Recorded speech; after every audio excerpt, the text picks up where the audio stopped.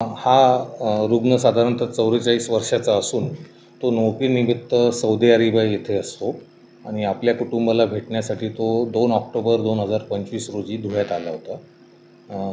इंडियात आला आणि 3/10/2025 रोजी त्रास झाल्यामुळे तो आपल्याकडे आपल्या ओपीडीत आल्याने ते मंकी पॉक्सचे लक्षणं आढळून आल्याने त्याला आपण ॲडमिट करून घेतले आणि ॲडमिट केल्यानंतर तसेच महानगरपालिकेलासुद्धा आपण इन्फॉर्म केले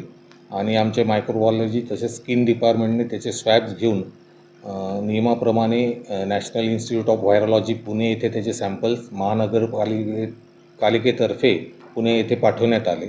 आणि त्याचा पहिला जो रिपोर्ट आहे साधारणतः 7 ऑक्टोबर 2025 रोजी पॉझिटिव्ह आला